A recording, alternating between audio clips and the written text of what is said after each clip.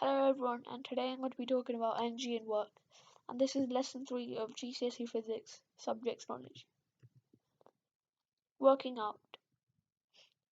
In a fitness centre or a gym, you have to work hard to keep fit. Lifting weights and pedaling on an exercise bike are just two ways to keep fit. Whichever way you choose to keep fit, you have to apply a force to move something. So the work you do causes transfer of energy. When an object is moved by a force, work is done on the object by the force, so the force transfers energy to the object. The amount of energy transferred to the object is equal to the work done. For example, to raise an object, you need to apply a force to it to overcome the force of the gravity on it. If the work you must do is 20 joules, the energy transferred to it must be 20 joules, so its gravitational potential energy store increases by 20 joules.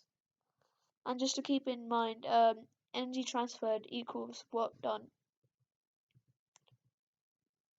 So the work done by a force depends on the size of the force and distance moved. 1 joule of work is done when a force of 1 Newton causes an object to move a distance of 1 meter in the direction of the force. To calculate the work done by a force when it causes a displacement of an object, use this equation.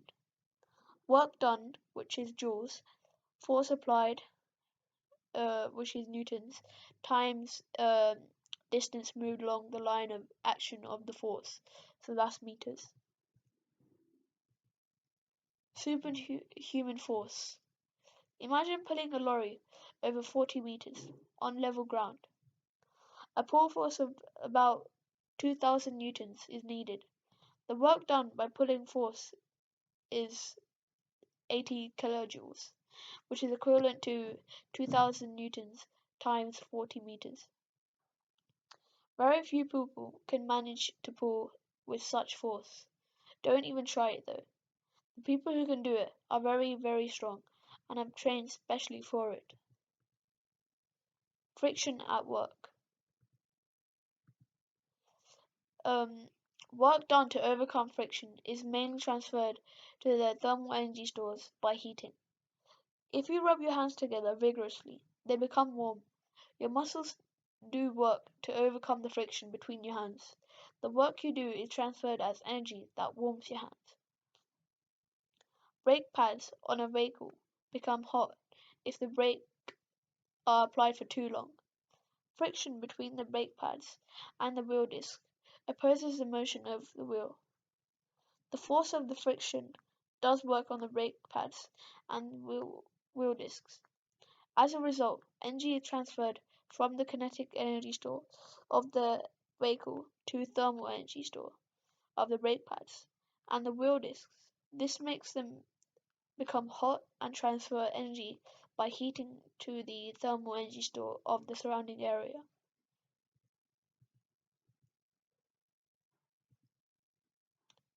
Meteors are small objects from space that enter the Earth's atmosphere and fall to the ground. As they pass through the atmosphere, friction caused by the air resistance acts upon them.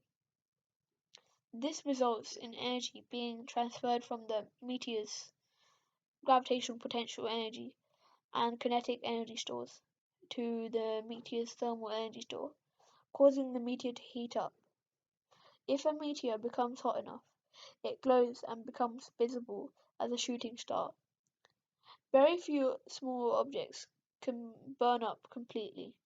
The surface of a space vehicle is designed to withstand the very high temperatures caused by this friction when it re-enters the Earth's atmosphere.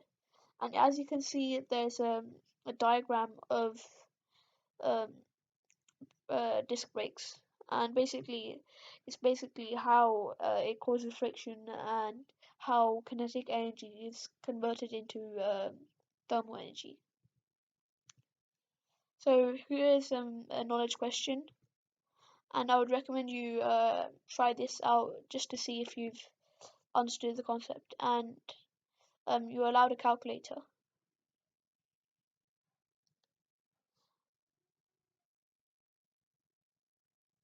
and in 3 seconds I'll be showing the answers.